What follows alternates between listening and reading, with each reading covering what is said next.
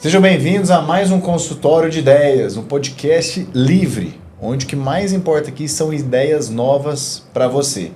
E hoje vamos falar de um tema importantíssimo na área da saúde, a parte de doenças oncológicas, né, vulgarmente falando do câncer, né? E para falar de um assunto tão delicado, tão complexo e que é muito importante para todo mundo, eu trouxe nada mais nada menos que o Dr. Fernando Maciel, um especialista nessa área, um oncologista de formação, que vai nos falar muito hoje o que a gente pode fazer para prevenir e relacionado ao tratamento. Eu sou Vinícius Carlesso, também sou médico cardiologista e já peço para você clicar aqui no nosso like aqui embaixo, que é importantíssimo para o nosso canal. Compartilhe esse vídeo. Se tiver no Instagram, mande para todo mundo pelo direct para ter mais informações sobre o que nós vamos falar aqui. Então vamos lá, Dr. Fernando, muito obrigado por estar aqui comigo. Eu só vou apresentar o Dr. Fernando antes disso. Dr. Fernando, então, ele é médico formado aqui pela Universidade Federal de Uberlândia, tem especialização em clínica médica e oncologia também pela Universidade Federal de Uberlândia, especialista em cuidados paliativos, algo importantíssimo também nos dias de hoje, no Hospital Sírio-Libanês em São Paulo. Ele também tem uma especialização na Universidade de Yale, no Instituto do Câncer e no Instituto do Câncer também de Harvard. Então, completíssimo. E, além disso, atua como médico oncologista clínico na instituição Oncoclínicas Uberlândia e coordenador do centro de pesquisa na mesma empresa do Oncoclínicas em Uberlândia. Seja muito bem-vindo, Dr. Fernando. É um prazer ter você aqui para a gente discutir um tema tão importante que é esse tema do câncer, né, vulgarmente falando. Obrigado pela presença e fala um pouquinho para nós aí sua experiência, conta um pouquinho da sua história. É bom, a gente gosta dessa conexão. Fala como que você chegou até oncologias, por que você é oncologista e como que é mais ou menos a sua rotina na profissão. Ok. Primeiramente, obrigado, Vinícius, pela oportunidade, pelo espaço aberto para a gente conversar um pouco sobre um tema que é muito, muito sensível, muito importante na nossa sociedade. Não só Brasil, mas mundialmente. A gente sabe que o câncer ele é uma das maiores causas de morbidade e mortalidade, né, entre nós, seres humanos. Não é uma doença exclusiva de seres humanos, mas entre nós a gente sabe que existe um sofrimento muito grande relacionado com essa doença. Bom, a minha história com oncologia ela é antiga. Na verdade, eu queria ser oncologista muito antes de ter entrado na faculdade de medicina. Então, durante o colegial, lógico, existiram alguns eventos familiares relacionados com a doença. Eu sabia que eu faria medicina em algum momento, tá? E eu buscava alguma área que tivesse, talvez, uma interface médico-paciente um pouco mais aprofundada, um pouco mais intensa, né? O cuidar de um paciente oncológico ele não é tão simples, né? Ele demanda algumas ferramentas muito mais do que conhecimento técnico de medicina, de oncologia. E quando eu estava mais ou menos no segundo colegial, eu descobri a área da oncologia, né? O Hospital do Câncer em Uberlândia ele estava num processo de crescimento, com programas de doações e tudo mais. Uhum. Então, aquilo lá me despertou um interesse pela área. E de forma muito interessante, quando eu entrei na faculdade de medicina, tudo que eu fiz foi voltado para a oncologia. Né? Então, iniciação científica foi voltado para a oncologia, optativas foram voltadas para a oncologia, tudo que eu fiz de estágio, tudo estava envolvido a oncologia. Uhum. E isso era muito bom, mas poderia ser muito ruim, porque se de repente eu entrasse na oncologia e não gostasse da área, eu não sabia o que eu ia fazer. Eu estava perdido. Exatamente. Uhum. Mas então, aqui estou eu, me formei aqui em Uberlândia, em 2006, completei minhas residências de clínica médica e oncologia clínica aqui também, no Hospital de Clínicas da cidade. A partir de 2013, eu já estava atuando como oncologista e continuo até hoje. Fiz parte do corpo clínico do Hospital do Câncer, né, o hospital público aqui de Uberlândia, por mais ou menos 8, 9 anos, mas atualmente eu me dedico exclusivamente ao consultório, na empresa Oncoclínicas, e lá eu trabalho como coordenador de um centro de pesquisa, que é onde a gente conduz alguns protocolos clínicos de investigação de novas drogas dentro da oncologia, e é um trabalho que me traz uma satisfação muito grande. Poxa, legal demais, né? Associar essa parte clínica com a parte científica que você tem no dia a dia também, né? De buscar novos tratamentos para ajudar mais pessoas ainda, né? Para entender a importância do que a gente fala aqui, para vocês terem ideia, hoje as principais causas de mortalidade ainda são as doenças cardiovasculares, mas já estão sendo passadas pelas doenças oncológicas em breve. Tem alguns países que já tem como principal causa de mortalidade, né, que a gente fala, as doenças oncológicas, né? Então já está tendo essa transição epidemiológica aí na medicina, né? Então os oncologistas estão cada vez mais requistados, né? Felizmente, porque eles conseguem fazer um tratamento precoce muito importante, né? E é isso que eu queria te perguntar. Porque as pessoas hoje têm muito esse estigma do câncer, né? De ser pronto, eu vou ter câncer, eu tenho um diagnóstico de câncer, acabou minha vida, né? Mas antes de chegar nesse ponto, como que você orienta as pessoas a reduzir o risco de ter um câncer? Qual é a importância do diagnóstico precoce no câncer para ter para a pessoa não ter o câncer e caso ela descubra que tenha ser melhor o prognóstico, né? Sim, é exatamente isso, Vinícius. O que a gente tem vivenciado é um aumento exponencial dos casos novos de câncer, independente do sítio primário dessa doença. Isso não é um privilégio nosso no Brasil, mas todo mundo em desenvolvimento ou desenvolvido tem passado por essa transição. Uma redução, talvez, ou estabilidade das doenças cardiovasculares, mas uma curva sempre ascendente quando a gente fala em doenças oncológicas.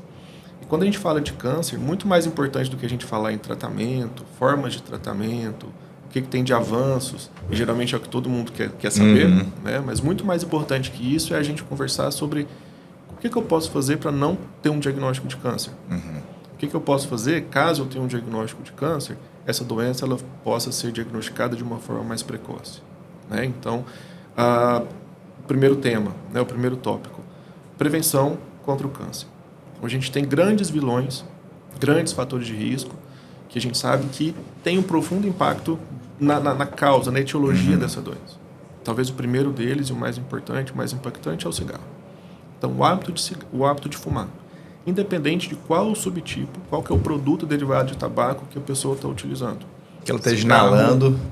Cigarro, charuto, narguile, vapor, qualquer forma, né, desses inalatórios que são utilizados, eles aumentam o seu risco de desenvolver algum tipo de câncer. Isso não é só câncer de pulmão, só câncer de cabeça e pescoço. Câncer de mama está relacionado com o tabagismo. Câncer coloretal está relacionado com o tabagismo. Câncer urológico, como bexiga e próstata, está relacionado com o tabagismo. Tá? As doenças oncológicas direcionadas especificamente por genes, por alteração genética, por mutação genética, é uma minoria dos casos. Até 10% dos casos de câncer diagnosticados eles estão relacionados diretamente a uma mutação específica genética. As outras 90%, todas relacionadas com exposição a fator de risco. Além do cigarro, ingestão de bebida alcoólica, né? E existe um ditado interessante que fala que o álcool é a única droga que quem se envergonha é quem não usa. Né? É de não usar. Porque socialmente, se você não consome... Culturalmente é tão forte, né? Exatamente. Se você não usa bebida alcoólica, existe o estigma é contra você que não bebe. Né? Como se você fosse fraco, né? Você não aguenta. Exatamente. E os últimos estudos relatando a influência do álcool na origem de doenças oncológicas fala pra gente que não existe um limite seguro. E o paciente sempre quer saber, eu posso tomar uma latinha? Eu posso tomar uma taça de vinho? Claro que você pode fazer o que você quiser, né? Mas não existe segurança em falar que só uma latinha de cerveja ou só uma taça de vinho não represente risco para você. Né? Por quê? Cada organismo é um organismo. Cada organismo vai enfrentar aquela quantidade que você ingeriu de álcool de uma forma, vai metabolizar aquilo de uma forma e o fator de risco ele é muito individual. Então, para algumas pessoas, talvez uma latinha de cerveja, uma taça de vinho faça diferença. Para outras pessoas, pode ser que faça. O terceiro fator de risco importante está relacionado com a obesidade. E aí a gente não vai falar só de câncer, a gente vai falar de doenças cardiovasculares, a gente vai falar de diabetes, a gente vai falar, lógico, de doenças oncológicas, alterações ortopédicas, infinitas possibilidades, problemas que a obesidade pode trazer. E é interessante que a gente vive hoje um movimento que eu acho que são extremos, né?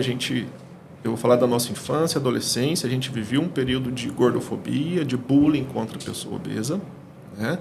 Hoje a gente consegue entender a obesidade como um processo de doença, tá? Mas numa outra extremidade, a gente tem visto qual que é a palavra? Glamorização, né? Exatamente. Uma glamorização da pessoa obesa. Como se aquilo lá fosse um processo saudável. E não é. A obesidade é um processo de doença. Né? Então, cuidar da obesidade ou prevenção de obesidade, isso é importantíssimo. Né? Isso é uma diminuição importante nos seus fatores de risco para diversos tipos de câncer. Te interromper um pouco, que essa questão aí é uma coisa que me chateia muito da obesidade, né? O pessoal fica glamorizando a obesidade. Logicamente que as pessoas têm que se aceitar como é, mas principalmente aceitar o caráter que ela tem e não a doença que ela tem. Então, por exemplo, independente se a pessoa é obesa ou não, ela tem que se aceitar. Eu sou assim, meu caráter é esse, eu tenho essa personalidade, esse é meu jeito. Agora as pessoas estão confundindo isso com aceitar qualquer coisa no seu corpo. Então a pessoa fala assim, igual saiu, acho que um clipe recente de uma cantora aí que começou a cantar e ela é obesa e deu uma polêmica, né? E muita gente defendendo, falou, não, ela está se aceitando, e até na letra da música dela ela fica que não tem que portar com a medida, enfim. Só que isso é de uma ignorância tão grande que eu fiquei assim, bem chateado com essa situação como cardiologista e o Dr. Fernando como oncologista, porque não tem como você defender doença. É igual você defender narcotráfico, lógico, das devidas proporções. Defender coisas que são malefícios para a pessoa. A pessoa como se ela tivesse com insuficiência cardíaca ou com um infarto e falando, deixa meu infarto aqui, não mexe não, tá tudo certo. Ou a pessoa que está com câncer avançado, não, tá tudo certo, aceita meu câncer. E pô, é a mesma coisa, das devidas proporções, logicamente. Não tem como você glamorizar a doença. Então isso, assim como na obesidade, também tem a glamorização da pessoa muito magra também, que teve uma ditadura, que o pessoal fala na moda, que tinha mulheres muito magras e isso era legal. Também está errado. É uma doença grave, desnutrição, dá muito problema. Então, é de uma ignorância tão grande essa cultura do me aceite, ponto final, que isso vai invariavelmente, principalmente para as pessoas que defendem isso e são obesas, vai levar problema. Isso está mais que comprovado. Infarto, doenças cardiovasculares, doenças oncológicas, doenças ortopédicas, então vai dar problema. Então essa pessoa ela está se defendendo, a expectativa de vida dela é muito menor do que as outras e a qualidade de vida é muito menor. Então isso é uma ignorância esdrúxula, tá? Então eu queria até desabafar isso de alguma forma e hoje foi o momento, já que você citou. Eu acho que num universo individual, quando a gente pensa em autonomia da pessoa frente à sua doença, ok, você se assumir, eu sou uma pessoa obesa, eu não quero ser de uma outra forma, eu quero continuar nesse processo, eu sei os meus riscos, eu sei o que isso pode acarretar para mim, é um direito seu, a gente vai te respeitar, como médico, como sociedade, a gente vai te respeitar nessa decisão. Mas você fazer disso uma bandeira e propagar que isso é o certo a se fazer, aí eu acho que isso é o grande erro. Né? Porque a gente sabe realmente quais são os impactos negativos que a obesidade traz para a gente. Traz para a pessoa que vive, né, nesse processo de obesidade. Realmente é preocupante. É bem preocupante, porque isso está influenciando novas gerações, né?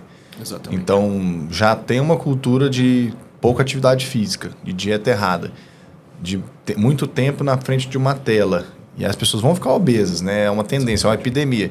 E ainda é legalizado ficar assim, então ninguém vai se cuidar mais. Né? E aí, tem até um filme, acho que é o Wall-E, né? Que, se eu não me engano, que é um desenho ótimo, que eles têm uma realidade paralela, que tem uma nave que fugiu da Terra, e eles vivem uma realidade paralela que fica só na tela. E todos são obesos, imensos lá, e todos com vários problemas. E o filme deixa isso muito explícito, né? E é mais ou menos o que está acontecendo hoje. Sim. É mais ou menos. Nesse filme é legalizado ser obeso, porque todo mundo mas ninguém sabe as consequências, né? E no filme mostra isso bem, as consequências lá da obesidade. Então, a obesidade é uma doença, não vem falar que é outra coisa. É igual o Dr. Fernando falou, se você quiser ser assim, é uma escolha sua, individualismo, isso a gente não está discutindo, há escolhas, né? Mas defender é impossível, não tem como defender isso. É igual eu defender o cara que fala assim, não, eu uso droga e é assim mesmo, né? E você tem que me aceitar. Não é, você está doente, cara, você precisa de ajuda. Não é isso. É isso mesmo. E puxando um gancho no que você falou, puxando acho um que gancho. um quarto Isso que eu ia perguntar, mais fatores de risco. Eu acho que é a questão do sedentarismo, que está muito relacionada às vezes com obesidade também, ou sobrepeso, né, alguma coisa assim. Mas o sedentarismo é um grande vilão da nossa sociedade. Então, hoje em dia, a nossa forma de trabalhar, ela já impõe isso para a gente fica sentado 8, 10 horas por dia, né? A nossa rotina de ir e voltar do trabalho, ela não usa mais nenhum esforço físico, ou você vai de carro, você vai de moto, você vai de transporte público, então isso já te tira uma grande parte. É para pedir comida, você não vou lá cozinhar não, vou pedir aqui no aplicativo. Cozinhar, eu sento no sofá e peço no aplicativo. Vai vir até mim. Então o sedentarismo ele é uma pandemia, né, no mundo, né? Isso, a inovação tecnológica, os avanços tecnológicos trouxeram isso para a gente. Então a gente tem que entender quais são as formas que eu tenho para, de repente, escapar desse sedentarismo. Né? Usar menos o elevador. Né? Se eu moro em um prédio, né? Eu subo de escada, é alguma coisa que eu estou fazendo. Né? Usar menos os aplicativos para solicitar comida, fazer seu próprio alimento, movimentar. Né? E ter uma rotina de atividade física mais regular. Sabe que não só para câncer, né, para vários outros tipos de processos patológicos, isso é importante. E ainda falando do diagnóstico precoce, Dr. Fernando, como que você hoje aborda essa questão com os seus pacientes? Como que, por exemplo, os cânceres que são mais comuns, como que você aborda o diagnóstico precoce para evitar? Ou a pessoa tem parente que teve câncer e ela quer passar uma consulta com você e quer saber o que ela pode evitar, né? Bom, quando a gente fala de oncologia, a gente sabe que quanto mais precoce é o diagnóstico, quanto mais inicial é a doença no momento do meu diagnóstico, mais fácil é eu tratar essa doença, mais simples é o tratamento envolvido e melhor é a probabilidade de sobrevida e de se curar dessa doença, né, que essa pessoa desenvolveu. No país, né, existem alguns programas de rastreamento, que a gente chama de programas de screening, que a gente tenta avaliar uma população teoricamente saudável, que não tem sintomas da doença. O objetivo é justamente esse, fazer um diagnóstico antes que a doença dê sintoma. O sintoma da doença, em geral, já é um sinal de doença mais avançada. Então, por exemplo, mamografia das mulheres acima de 45 anos de idade, a colonoscopia nas pessoas acima de 50 anos de idade, o rastreio populacional com o PSA, né, para homens acima de 45 anos de idade. São programas populacionais que a gente tem, né, e programas de acesso, né? O paciente do SUS tem condições de fazer, lógico, talvez existam algumas dificuldades estruturais, mas o paciente do SUS consegue fazer, o paciente que tem o convênio consegue fazer, né? Mas também programas de rastreio para paciente com fator de risco para câncer de pulmão, pacientes que têm uma alta carga de tabagismo, acima de 55 anos, então talvez fazer uma tomografia regularmente é uma medida, uma estratégia que pode antecipar esse diagnóstico numa fase mais inicial. Então, quando a gente tem um paciente na frente, esse paciente geralmente nunca vai sozinho para o consultório. Ele está acompanhado de alguns familiares, né, ou amigos, e a gente sempre tenta abordar essas pessoas durante a consulta, né, alertando para os riscos dessa doença e a necessidade de se fazer os exames de rastreio que são preconizados. Né? Fora essas doenças que a gente comentou, incluindo o programa de rastreio para câncer de colo uterino, né, com o Papa Nicolau, a gente não tem muita estratégia de investigação no nível mais individual. Por exemplo, você chega para mim com 30 e poucos anos, saudável, eu tive um familiar que teve algum diagnóstico de câncer, eu quero fazer alguns exames. Bom, infelizmente para você, a gente não tem nada científico que mostre que ficar fazendo exames, fazer uma tomografia, fazer uma ressonância, fazer um PET scan, por exemplo, isso vai te trazer algum benefício. Então, geralmente, a gente não indica. Né? Basicamente, a gente indica aqueles programas de rastreio populacional que a gente sabe que tem impacto em cura e em sobrevida para os pacientes. E o grande apelo é para a redução dos fatores de risco, né? Combate aos fatores de risco para a doença. Evitar chegar no câncer, né? Exatamente. Evitar de se fazer um diagnóstico de câncer. E aí, como que é uma coisa que eu acho que a pessoa tem muita dúvida, né? A pessoa na área da oncologia, que é uma profissão que lida muito com pacientes mais emocionalmente debilitados e até fisicamente. E a função do oncologista ele falar, ele descobrir o diagnóstico, né? E avisar o paciente, né? Como que é isso para você? Você falar assim para um paciente, dar a notícia? Porque, infelizmente, né, o câncer tem esse estigma já meio...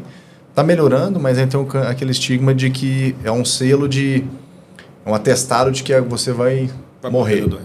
Então, nossa, fala assim, você tem câncer, você vai morrer. Então, tem esse estigma, né?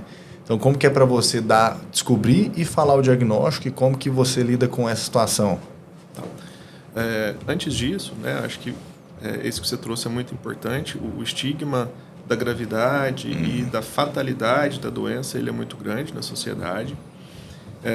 E hoje, nos últimos 10, 15 anos, a oncologia praticamente mudou totalmente. Então, o que eu aprendi na residência, eu uso muito pouco. E o que mudou nesse intervalo foi surpreendente. Então, o que a gente consegue oferecer para os pacientes é diferente. A probabilidade do paciente se curar de um diagnóstico de câncer, em alguns casos até o paciente tendo metástase, é totalmente diferente. Então, se a gente fala no diagnóstico há 20, 30 anos atrás, um paciente com uma doença mais avançada, com certeza aquilo ali era né? Com certeza. Né? O paciente, infelizmente, ele vai morrer da doença. Hoje em dia, a gente consegue ter cenários diferentes. Então, primeiro, desmistificar essa figura da morte relacionada com o câncer, né?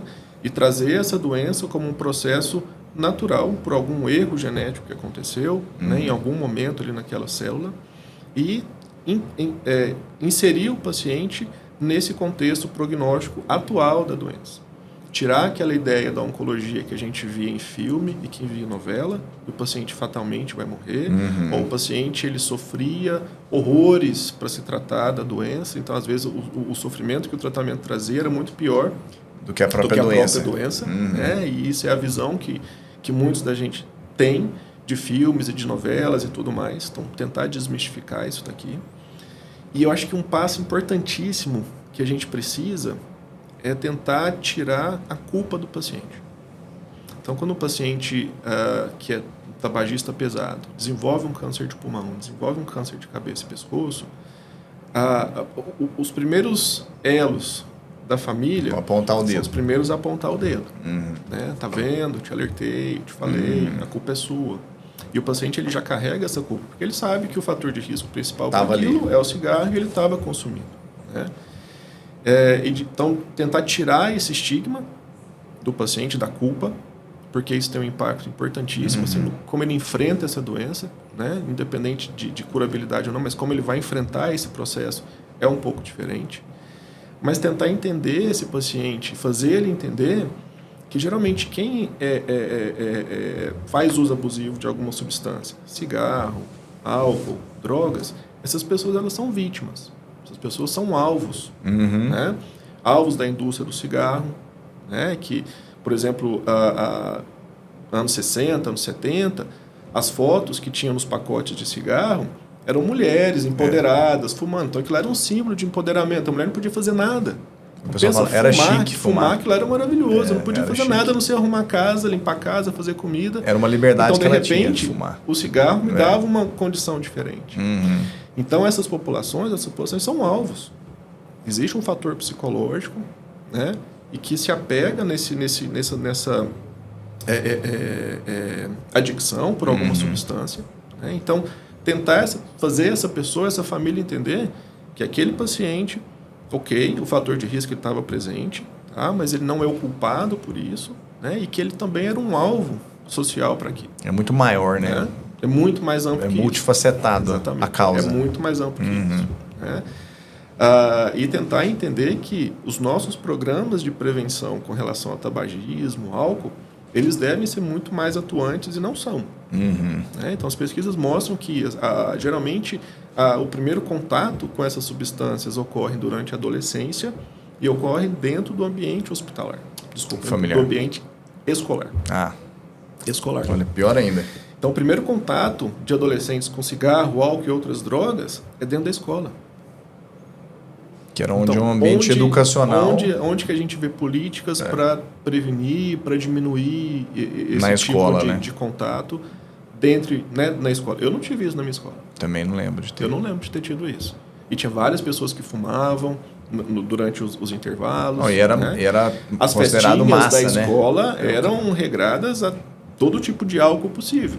É menino com 15 anos, Exatamente. 14, né? Exatamente. Isso é verdade. Então, não existe esse programa, não existe essa cultura em se tentar evitar o primeiro contato com a substância. Porque depois que você já teve esse contato, quem tem predisposição vai embora. Quem não tem predisposição, ok, passa por aquilo, não fica totalmente adicto da substância, segue a sua vida. Mas uma grande proporção vai ficar. E aí isso vai carregar para a vida. Esse personagem, isso no Brasil a gente vê muito com bebida alcoólica, né? É o que você falou no começo do podcast, que quem não bebe é o que é errado, né? Aqui no Brasil é tão forte essa cultura, porque também nós temos a maior empresa de bebidas alcoólicas do mundo, que é a Ambev, né? Então a campanha de marketing, o orçamento de marketing deles deve ser quase bilionário, né? Eu não sei falar o certo. Mas é tão importante isso que eles associam a momentos bons da sua vida ao álcool. Então, se você está na praia, se está numa festa, é massa se você está bebendo. Mulheres bonitas, só vai conseguir se estiver com álcool. A questão as próprias músicas sertanejas, né? E de vários outros estilos musicais, é só cair, beber, levantar, afogar nas mágoas, eu tô com problemas, eu sou corno e preciso beber. Então, parece que a bebida virou um símbolo de... como se fosse um amortecedor da realidade. Ou uma fuga, uma compensação. Uma compensação por alguma coisa que não está legal. E aí você acorda todo dia, tem lá uma música na rádio. Vamos sair para beber, que o boteco, não vou trabalhar, meu chefe, não sei o que, vou beber. Aí no outro dia outra música, aí no outro dia outra música, aí no outro dia... Então, assim, você está bombardeado de informações para ter um estilo de consumo para beber, no caso da bebida, né? E aí, a questão toda, né? No caso do câncer, bebida, câncer hepático, né? Câncer de estômago, então... Mas é importante a gente entender isso, porque isso é tudo patrocinado, cara. Tudo. Isso não é de graça. Entendeu? Então, o cigarro, a bebida, tá em todos os filmes que você assiste. Qualquer tipo de filme, né? Filme de comédia, tem gente fumando e bebendo. Filme de ação, tem gente fumando e bebendo. Associado até coisa de força, isso assim, tudo né? é pago. Alguém paga por isso. Para essas substâncias estarem o tempo todo presente para gente. Então, na TV, hoje em dia não é mais possível ter propagandas de cigarro. Mas antigamente, quando tinha propaganda de cigarro, as propagandas tinha uma marca que fazia... eram atletas que faziam. Tinha um cara escalando uma montanha, chegava lá em cima, acendia um cigarro. Entendeu? Então, até esses hábitos, essas culturas nossas atuais, isso tudo tem alguém por trás pagando para esses símbolos estarem circulando entre a gente o tempo inteiro. E mentalmente a gente acha que aquilo lá no seu inconsciente é o certo. E se não tiver um programa educacional para desmistificar isso, isso é mais uma presa, né?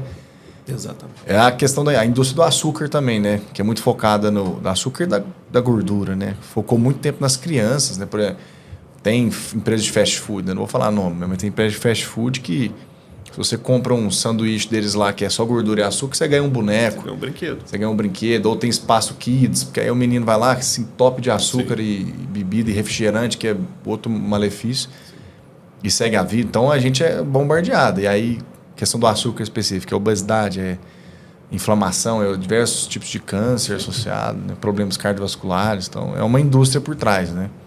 E a culpa do paciente ele não pode ser sozinha, né? Que Exatamente. Você falou. É isso que a gente tem que pensar. Porque a gente estigmatiza só a pessoa, só o paciente. Mas quem está por trás financiando isso tudo continua de boa, lucrando com isso. Entendeu? Exatamente. Esse é o mundo. E, doutor Fernando, dentro então agora a pessoa, vamos supor que agora você diagnosticou o câncer dela e entendeu qual que é as expectativas dela, quais são as possibilidades de tratamento que existem hoje? Tem tratamento dietado, tratamento de cirurgia, tem tratamento de radioterapia, enfim, imunoterapia, né? Quais são o arsenal que vocês usam hoje para tratar os diferentes tipos de câncer? Essa pergunta é muito, muito bacana porque se você tivesse feito ela para mim há 2 anos atrás, a minha resposta seria um pouco diferente, mas enfim. Ao longo dos últimos, talvez, 60, 70 anos, desde ali da década de 60, a forma como a gente trata os diversos tipos de câncer tem mudado bastante. Então, inicialmente, o padrão era o tratamento cirúrgico. As técnicas cirúrgicas melhoraram absurdamente. Então, primeiro com a cirurgia por vídeo, agora, por último, a cirurgia robótica. Tem trazido alguns desfechos favoráveis para o paciente. Depois, a radioterapia. Então, antigamente, formas mais rudimentares de se fazer radioterapia, campos muito grandes. Hoje em dia, a radioterapia ela consegue tratar especificamente aquele nódulo que você quer, sem ter algum efeito ali importante local. Então, por exemplo, radiocirurgia para cérebro. O nome técnico não é radiocirurgia, mas radiocirurgia para lesões cerebrais. Então, o paciente que tem, às vezes, metástase no cérebro, ele pode fazer em uma sessão de radioterapia, ele consegue fazer uma dose muito alta de radiação que destrói aquela lesão em uma aplicação, em um feixe de energia ali. Então, são coisas que mudou bastante. E especificamente com relação ao tratamento sistêmico, tratamento de quimioterapia. Várias novas moléculas surgiram, mas quimioterapia sempre foi quimioterapia e sempre traz efeitos colaterais, às vezes desagradáveis. Queda de cabelo, baixa de imunidade. A gente sabe que esses efeitos, na maioria dos tipos de tratamento, eles estão presentes. Fora a quimioterapia, o que a gente mais teve avanço são em drogas com algum alvo específico. São tratamentos-alvo. Então, a gente tem uma classe de drogas que chama inibidores de tirosina quinase. São drogas que agem na parte intracelular interna do receptor, no domínio chamado tirosina quinase. E elas têm um alvo específico que é uma mutação genética específica. Então, isso trouxe um avanço absurdo para o tratamento de algumas doenças que têm algum alvo genético específico. Então, por exemplo, câncer de pulmão. 25%, 30% dos pacientes no Brasil têm uma mutação genética chamada EGFR, que é um receptor de fator de crescimento epitelial. Então, hoje em dia, existe uma série de drogas, medicamentos orais, comprimidos, que tratam especificamente células que têm essa mutação genética.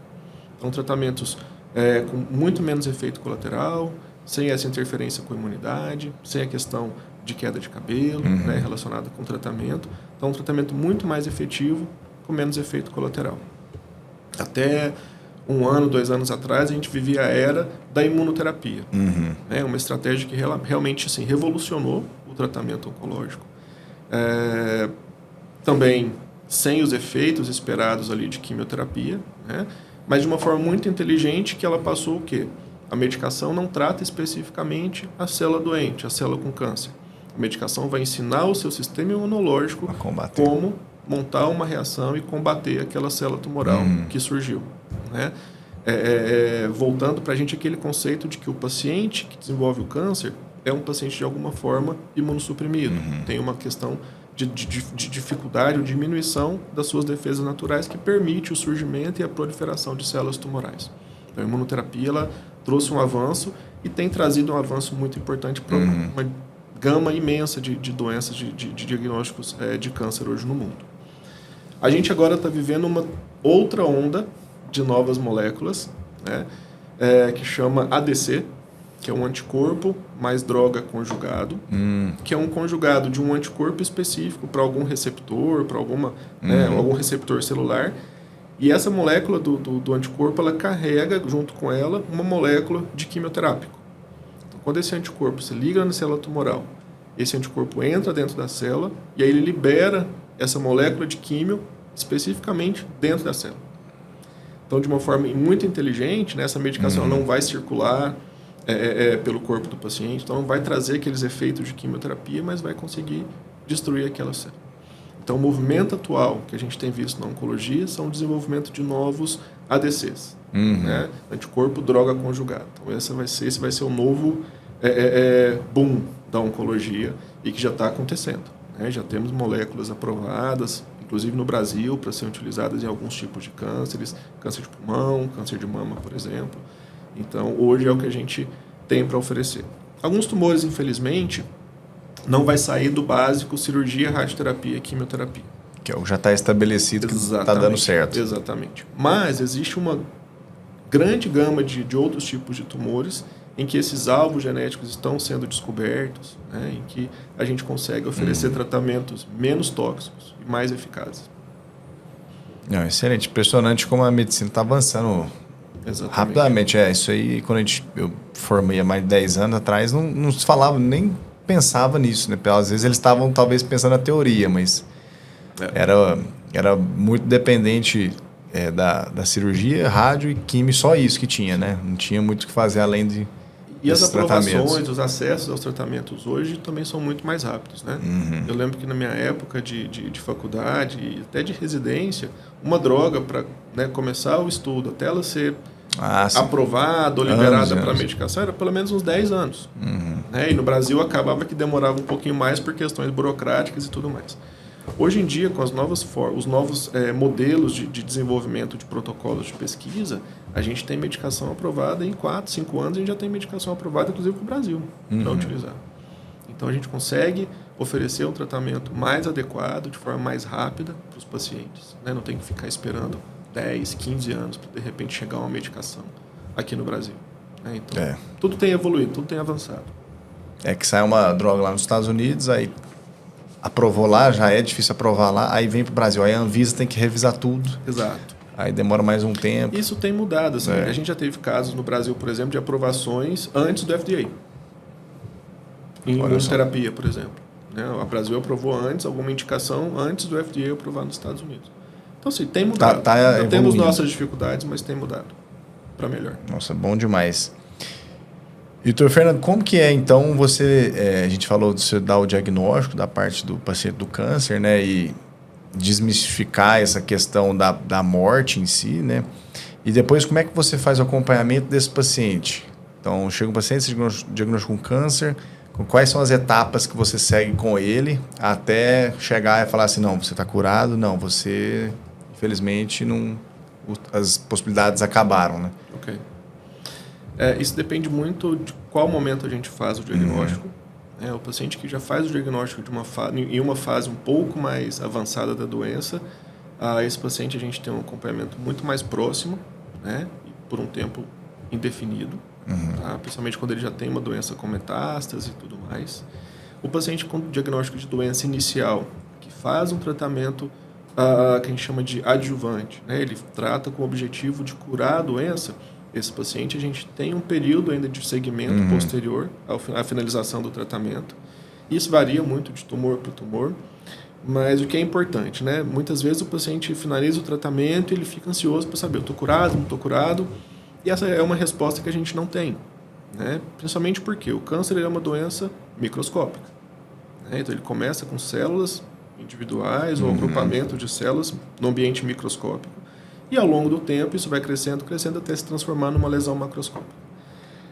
Quando o paciente termina um tratamento com objetivo curativo, né, a gente faz os exames, reavalia com imagens e tudo mais, a gente sabe que naquele momento não existe nada macroscópico, nada visível.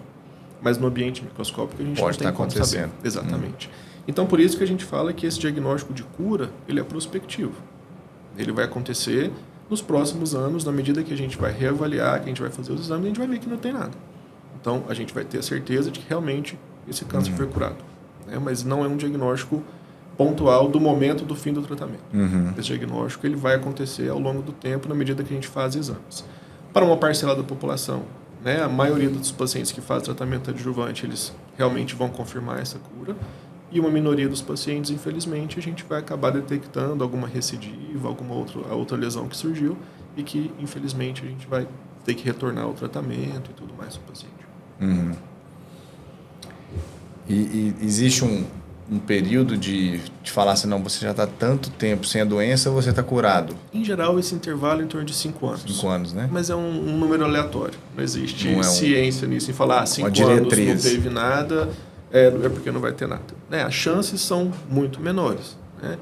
A grande parte dos tumores, eles têm um período maior de reincidência, né, de recidiva, nos primeiros 1 ano e meio, 2 anos. É o principal pico de recidiva. Depois disso, diminui muito a probabilidade de acontecer, mas existe a probabilidade. Então, em geral, a gente segue o paciente até os 5 anos, em torno dele, mas o paciente ele nunca abandona o oncologista, o acompanhamento nunca está de alta nunca vai estar de alta definitiva. Às vezes paciente, uma vez por ano, ele vai querer ir no seu consultório para fazer alguma avaliação clínica ou fazer algum exame de imagem e tudo mais, tirar dúvida de algum sintoma que surgiu, qualquer coisa assim. Então, 5 anos é um número que a gente tem, né? Mas não é um número absoluto. Tem pacientes, às vezes, com menos que isso, a gente já está muito tranquilo que esse paciente não vai ter nada. Tem paciente, às vezes, mais de 5 anos ainda está um pouquinho preocupado com aquela doença, recidiva e tudo mais. E é interessante isso que o Dr. Fernando falou, que a maioria dos casos, hoje, né, falando em 2024, há uma maior chance de cura do que você não ter cura, né? Então, desmistificando mais uma vez a questão de que câncer é igual à morte, né? Exatamente. E aí, como que é quando você chega com o paciente e fala assim, olha, parece que já passou tanto tempo, realmente a sua doença sumiu. Como que é a sensação de dar essa notícia e quais são as reações dos pacientes quando recebem? Isso é interessante porque o paciente que está de alta de tratamento, está só em acompanhamento, sempre que a gente faz algum exame, alguma reavaliação, esse é um momento de estresse muito, muito grande para o paciente. Né? A possibilidade, às vezes, daquela doença ter recidivado. Né? Então, o paciente, quando ele vai para fazer exames, ele está muito ansioso e muito estressado. E o que eu faço na minha rotina, em geral, é não abrir o exame junto com o paciente. Então, por exemplo, o paciente ele vem para um retorno com exames, a minha secretária ela recolhe esses exames, ela me passa antes, já para eu entender o que está acontecendo, para não, durante uma consulta, eu abrir o exame e, de repente, ver que tem alguma coisa e, né, tipo, no meio toda aquela situação, eu tenho que dar essa notícia para o paciente. Então, a maioria das vezes, quando o paciente entra com exames, eu já sei o que está acontecendo. Eu já vi os exames, já sei das imagens, eu já sei se ele está bem ou se ele tem algum risco de recidiva. Então, eu já sei como que eu vou conduzir e começar essa conversa com o paciente. Mas, quando o paciente ele tem alta definitiva, é uma explosão de alegria. Né? Então, é o momento, talvez, que todos eles esperam. Né? Todos os pacientes estão esperando ali acontecer. E quando acontece, é muito gratificante, tanto para a gente quanto para o paciente. Bom. Acho que da parte profissional é o momento de ápice da realização. Sim. Fala, nossa, eu vi, consegui ajudar, a pessoa saiu bem, então você cumpriu sua missão, né? Exatamente. Então, seu propósito foi atingido. Isso é legal demais. Com certeza. E aí, agora falando do outro espectro, né? Já naquela situação em que isso é invariável na nossa vida, né? A única certeza que nós temos é a morte. E aí, chegando nessa fase do paciente, no caso oncológico, mas pode se abrangir, naquela fase em que o tratamento não deu certo, já se esgotou todas as possibilidades, e aí ele entra já numa fase de cuidados paliativos, né? Que a gente chama. Que é uma fase também que tem muito preconceito ainda. Muita gente acha que você está me abandonando, você está me largando, não tem mais o que fazer. E justamente é o contrário, né? Cuidados paliativos é uma coisa maravilhosa, né? Que veio para somar. E aí, como você também tem essa especialização em cuidados paliativos, o que você acha desse momento e como que é esses cuidados que você proporciona? O que é o cuidados paliativos de forma geral? Sim. Bom, é importante, nesse cenário específico, não existe uma dissociação entre o momento do diagnóstico até, né, a condução desse paciente até realmente ele entrar numa fase com uma necessidade maior de cuidados e tudo mais. O que a gente faz, o que eu faço, né, na verdade, no momento que o paciente tem um diagnóstico de uma doença mais avançada, seja com metástase, ou seja uma doença não operável, por exemplo, esse paciente ele tem que ter a clareza e o entendimento do que está acontecendo. Certo? E na medida que esse paciente ele tem o entendimento do seu diagnóstico, quais são as possibilidades de tratamento que ele tem, né? E quais são os riscos ou efeitos colaterais que esse tratamento pode trazer para ele, ele vai utilizar da sua autonomia para falar para a gente o que eu quero, o que ele quer. Olha, esse tipo de tratamento não é um tratamento que é uma verdade para mim. Eu não quero passar por isso. Ok, o que a gente pode fazer diferente disso? Né? Diferente do que a gente vivia 20, 30 anos atrás, em que o médico era o definidor do tratamento do paciente, que existia uma hierarquia de cima para baixo, o médico falava, o paciente calava e se submetia a tudo aquilo que o médico falava naquela época. Isso foi minha formação de faculdade. A minha também. Né? Então, hoje em dia, a gente tenta colocar muito o paciente e o grupo familiar, o grupo de suporte desse paciente, junto dessas decisões. Porque, às vezes, o que é uma realidade para mim, o que é um benefício para mim, para o paciente não é um benefício.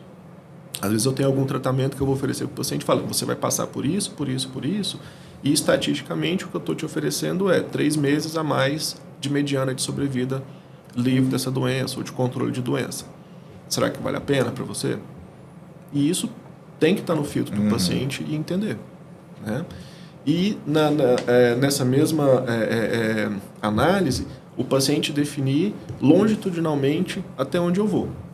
Ok, eu vou me submeter a esse tipo de tratamento, mas se em alguma situação eu estiver nessas condições clínicas ou tiver tal efeito e tudo mais, eu não quero mais fazer esse tipo de tratamento. Perfeito. Então, desde a primeira consulta, a gente já tem um cronograma, uma programação de como vai ser o acompanhamento desse paciente. Para não chegar na hora que esse paciente tiver realmente uma doença mais avançada, mais debilitado, a gente tem que tomar decisões de urgência. Certo? Então, hoje em dia, a gente tem alguns instrumentos legais, né, e o nome técnico chama Diretiva Antecipada de Vontade, que o paciente ele pode fazer um registro no cartório do que ele quer. E isso é válido. Você tem que respeitar, né? Totalmente. Tanto pela gente, quanto pela família e tudo mais. Então, essa pessoa ele pode delegar um responsável legal. Então, por exemplo, numa situação em que eu estiver consciente, não foi eu que responder por mim, tal pessoa vai ser a responsável por tomar as decisões para mim nesse momento. Não precisa fazer igual... Antigamente a gente via, né? Teve um caso. O pessoal depois espalha, né? O paciente tatuava. Não reanimar, não entubar e deixava tatuado para não ter erro. Não precisa disso mais, né? Sim, então tem essa diretiva. Exatamente. Então a diretiva é um outro instrumento que, assim, traz uma segurança maior para o paciente. De que realmente ele vai ser submetido só a tratamentos que ele acha que para ele são importantes e que trazem algum sentido para a vida dele, né? Até onde eu vou seguir nesse tratamento. Por exemplo, eu não quero ser reanimado, eu não quero ser entubado, eu não quero fazer hemodiálise, eu não quero fazer nenhum desses procedimentos mais invasivos. Ok, né? Eu quero tentar uma linha de tratamento, até coisas muito mais minuciosas e específicas. Eu quero tentar uma linha de tratamento, a partir da segunda eu não quero mais, né? Então esse é um instrumento que a família tem que respeitar, o representante legal dessa pessoa tem que respeitar e o médico tem que respeitar. Então, se o paciente tem uma diretiva, para a gente é muito mais simples de seguir, porque a gente sabe qual que é a diretriz que esse paciente vai seguir. Mas em muitas situações, né, por mais que a gente sabe da história natural, quando chega num momento um pouco mais intenso, um momento mais crucial e de desfecho e final de vida, sempre tem algum evento de estresse e tudo mais que a gente tem que tentar contornar. Tá? Comunicar para o paciente essa notícia não é fácil, tá? Mas existem estratégias de comunicação que a gente utiliza para tentar transformar esse momento no menos traumático possível, né? E não chegar na consulta e começar a vomitar informação para o paciente, e prognóstico, e dias de vida, né? Tempo de vida e tudo mais, né? Mas existem estratégias que a gente utiliza para a gente, né, ter uma história, começar e de repente a gente conseguir dar essas informações com o paciente de uma forma mais tranquila, né? Eu tive uma paciente, não recente, mas tem uns 2 anos que eu tive essa paciente, ela já faleceu, mas em uma das consultas que realmente foi uma consulta um pouco mais difícil, específica por causa dessa progressão e a não possibilidade de outros tipos de tratamento, em que as filhas depois me mandaram uma mensagem e falaram que ficaram impressionadas como que a gente conseguiu transformar aquele momento extremamente doloroso e difícil de receber essa notícia, né, num momento de tranquilidade, que elas entenderam o que estava acontecendo, né, e não ficou uma consulta pesada, uma consulta desesperadora, né, e no que ela me falou, eu achei interessante como eu conversei, como eu falei, ela falou que parecia que eu estava lendo um capítulo de livro para ela e não era um livro triste, no fim das contas. Então, isso, para mim, me trouxe uma mensagem positiva. Estou no caminho certo. A forma como a gente tem feito, como a gente está, né, trazendo comunicando más notícias para o paciente, está funcionando. Mas nunca é fácil, nunca é fácil. Né? A gente, como médico, a gente só quer o sucesso do tratamento, o sucesso do paciente. Nem sempre a gente ganha essa luta. Né? Em alguns momentos a doença ela vai falar mais alto e infelizmente o paciente vai vir a falecer dessa doença. Né? Então não é fácil. E a gente, igual você falou da nossa formação, era muito vertical, o médico falava que tinha que acontecer, não escutava muito a família, né? E no final de vida mesmo ali, na pessoa lá, às vezes, já com a doença bem avançada, naquela insistência de querer vencer a morte, né? Aquele quase um ego, né? Que o médico tinha. A todo custo. De negar, não vou perder, Sim. Vamos fazer isso, isso, isso. Só que a gente sabe que vai gerar mais sofrimento do que benefício. Sim. E aí, nesse final de vida, é uma coisa que eu aprendi na época da residência de clínica, no cuidados paliativos, que a gente tem que cuidar, às vezes, até mais da família do que não que a gente não vai cuidar do paciente, né? Vai cuidar mais da família, às vezes, do que do paciente. Porque o paciente ele vai ter um período ali já que a gente sabe de sobrevida, né?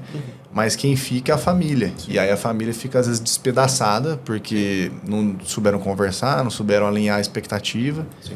E aí esquecem de cuidar da família nesse fim de vida que entra dentro do cuidados paliativos, né? O cuidado do núcleo pessoal da pessoa. Não é uma relação entre duas pessoas, né? O médico e o paciente. É uma relação muito mais ampla, porque é a relação entre o médico, o paciente, a rede de apoio. A gente fala família, mas nem todo mundo tem a família junto. A gente fala de rede de apoio. Então, às vezes, são amigos, né? Amigos próximos e tudo mais. E equipe multiprofissional. Não tem como a gente acompanhar um paciente com uma doença avançada, né? Um paciente em cuidados paliativos, sozinho. Né? Esse paciente ele precisa de ter mais próximo dele a equipe de psicologia, ele precisa ter mais próximo dele a equipe de enfermagem, né? A nutrição, fisioterapia, a parte médica. Então, todo mundo tem um papel ali muito específico e muito importante em como a gente vai garantir o bem-estar desse paciente durante esse processo um pouco mais doloroso. Que vai ser doloroso, a gente sabe. Né? Então, equipe profissional, o paciente e a rede de apoio, então está todo mundo dentro de um mesmo círculo, tentando trazer ali o melhor para o paciente nesse momento, nesse desfecho. É fundamental isso daí. Doutor Fernando, vamos fazer agora então o nosso bate-bola jogo rápido aqui para o pessoal conhecer quem é o Dr. Fernando, quais são suas características pessoais, né? Porque às vezes eu sempre falo, às vezes a gente fica falando muito das questões técnicas ou pessoais, mais profissionais, e esquece que também você tem ser humano aí que está contando as coisas. Então vamos saber quem está por trás aí, por dentro, né, do Dr. Fernando, né? Vamos lá. Então vamos lá. Me fala um livro que você indica ou que mudou sua vida.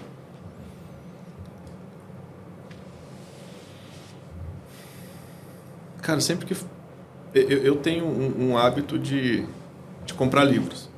E livros que eu sei que às vezes eu não vou pegar. Ler. Eu tenho esse também.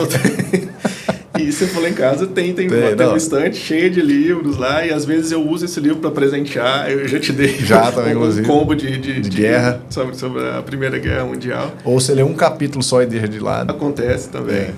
Mas eu acho que um livro que assim, não mudou a minha forma, não me mudou como pessoa, mas mudou muito a minha forma de interpretar a nossa história como ser humano e tudo mais, que é o Sapiens, do Yuval Noah. Né? Então, esse livro para mim ele foi importantíssimo, assim, da forma como ele representa, desde, né, a nossa origem ali na Pangeia, na África, e como isso a gente foi depois, né, ocupando os outros ambientes ao longo de centenas de milhares de anos isso aconteceu. Então, para mim, eu achei que esse livro abriu muito a minha cabeça. Esse livro é bom demais mesmo. Ele é muito bom. Então, eu indico sempre para alguém que quer uma dica de livro, embora eu acho que poucas pessoas não leram Sapiens hoje em dia, mas eu sempre falo de Sapiens. Poucas pessoas têm a cabeça aberta para poder ler esse livro também, né? Exatamente. Eu acho que para a gente, como ser humano, a gente entender a nossa história, né, centenas de milhares de anos atrás, como é que a gente está aqui hoje. Exatamente. Né? O que trouxe a gente para esse lugar. Né? A nossa espécie, né, Homo sapiens, especialmente, né, que é a espécie dominante, desde muito tempo atrás. O que trouxe a gente para esse lugar que a gente está? E mesmo diante de toda a fragilidade que a gente tem como ser humano, talvez a gente seja um dos animais mais frágeis, né, do ecossistema, né? É improvável a gente ter conseguido exatamente, como que a gente conseguiu vencer animais gigantes, climas super inóspitos, né? Situações muito difíceis de ser vencidas, e a gente chegou onde a gente está, e a perspectiva é de melhor ainda, né? Exatamente. Então vamos para a segunda pergunta. Um país. Cara, eu fui uma vez só, que foi para Viena, na Áustria. E eu achei que a Áustria, para mim, é um modelo de verdade, assim... Sociedade. De sociedade, exatamente. Também achei. Quando eu vi metrô sem catraca, e todo mundo na fila da máquina de comprar o ticket do metrô, aquilo lá para mim foi... Sabe? Falei, cara, isso é o certo, né? Esse país venceu na vida. Esse país não precisa de mais nada, né, cara? Tipo, não tem catracas, é livre, uma fila gigantesca, todo mundo comprando o seu bilhete para entrar, uma limpeza absurda, ninguém jogando lixo na rua, foi o que eu mais achei não incrível. Nada de sujo na rua.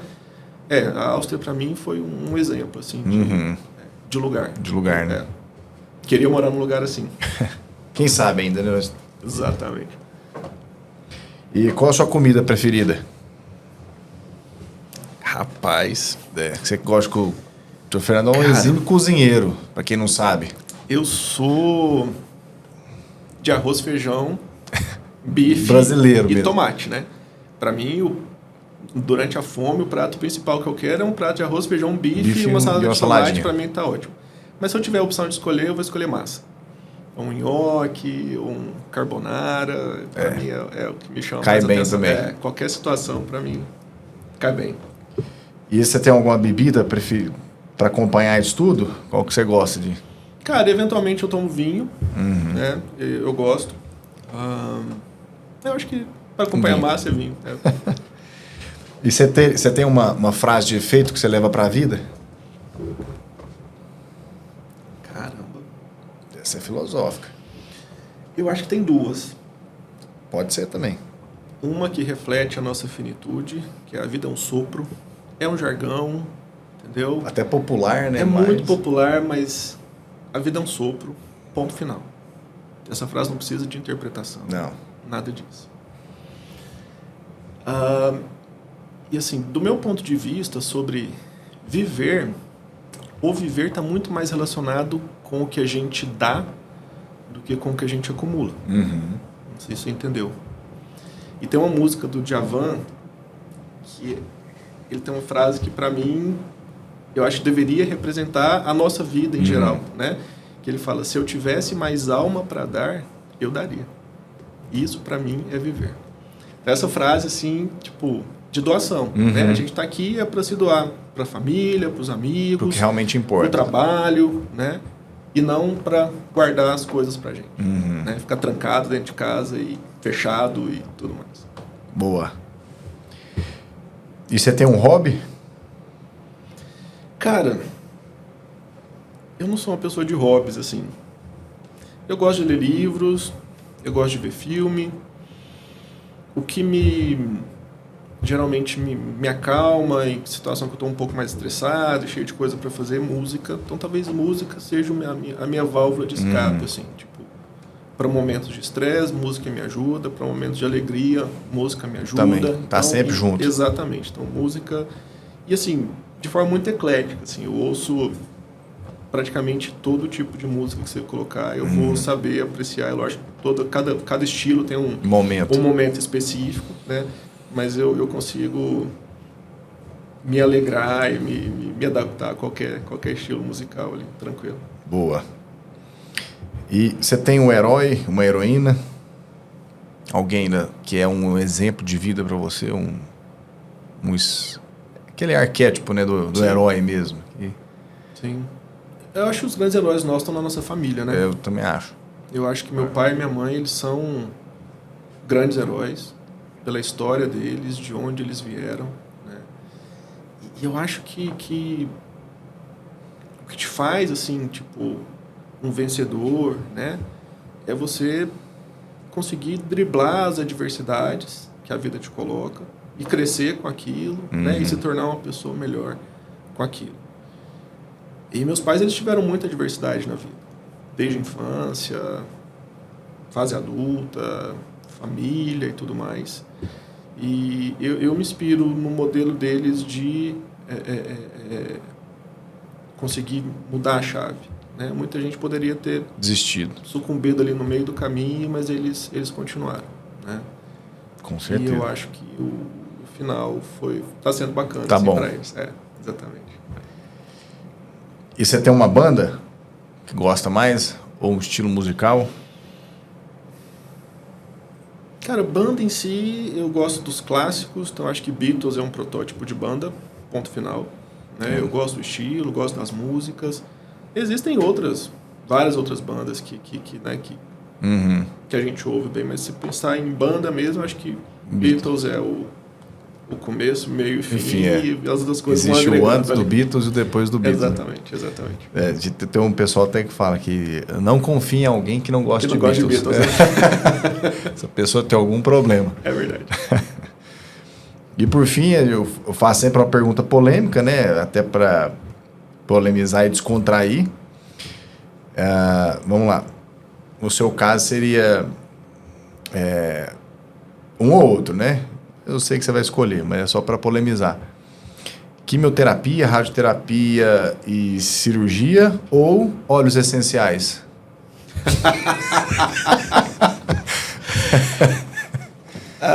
Que tal uma onda de óleos essenciais que trata até doença que nem existe, já está tratando, né? Se a sua pergunta é de uma forma geral, não voltada para oncologia, eu vou querer óleos essenciais tranquilamente. É muito mais prazeroso, pelo menos, né, para o olfato.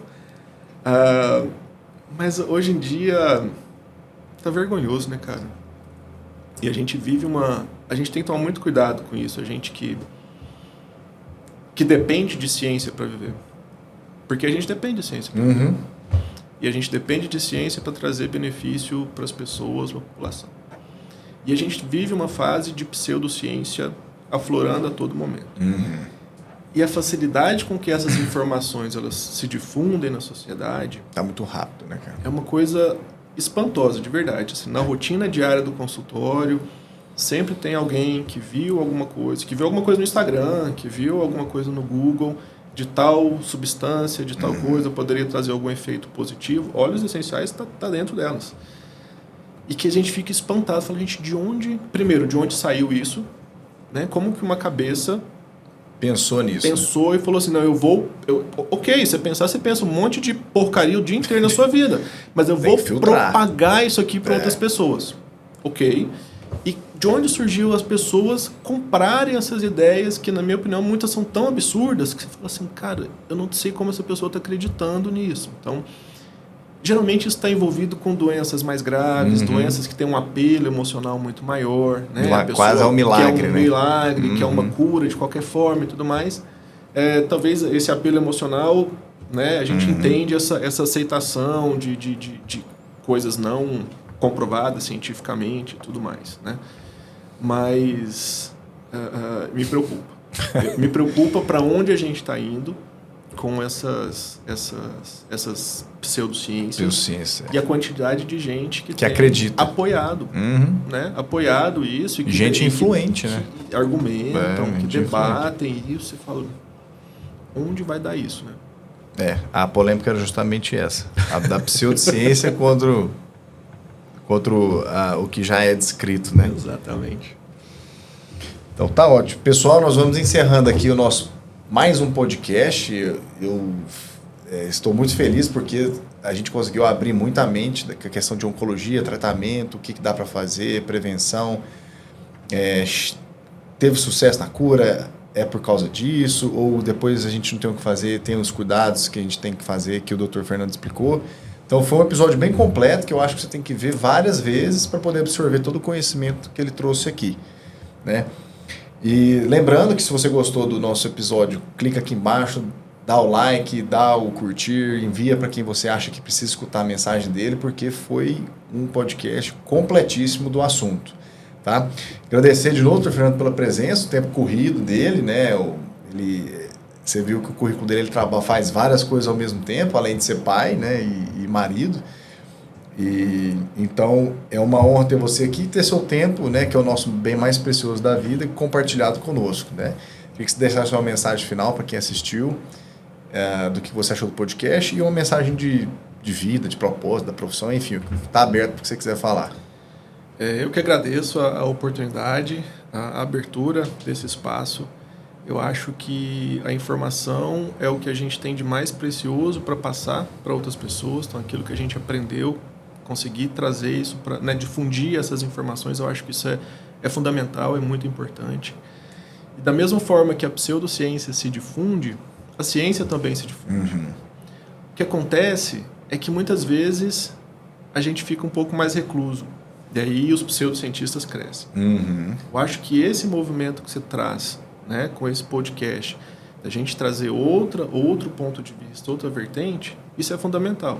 Porque a gente que acredita na ciência, a gente tem que aparecer. Então essa informação ela tem que ser difundida. Né? Então trazer essa informação é uma forma da gente brigar cabeça a cabeça, né, falando cientificamente, contra a pseudociência. Pelo certo, exatamente. Acho que é isso. Obrigado pelo espaço, pela oportunidade, estão à disposição sempre. É isso aí. Linkando aí com o que o Dr. Fernando falou, que eu já até falei em outro podcast, mas vou repetir, que é uma frase do Umberto Eco, né, que é um cientista social italiano.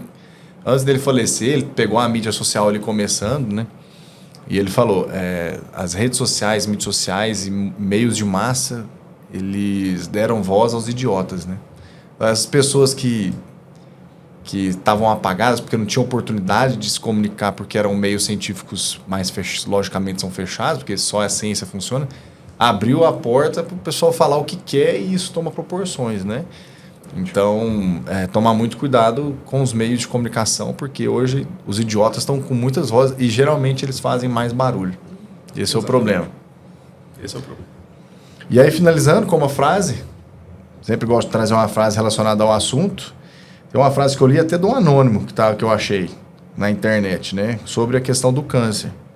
Então, a frase é o seguinte: o câncer é uma doença que até destrói o corpo de uma pessoa, mas não consegue destruir o sonho de quem luta pela vida. Então, servindo para tirar esse estigma de que câncer é igual à morte, né? Então, nunca vai tirar o sonho de quem está lutando pela vida. Certinho, muito obrigado.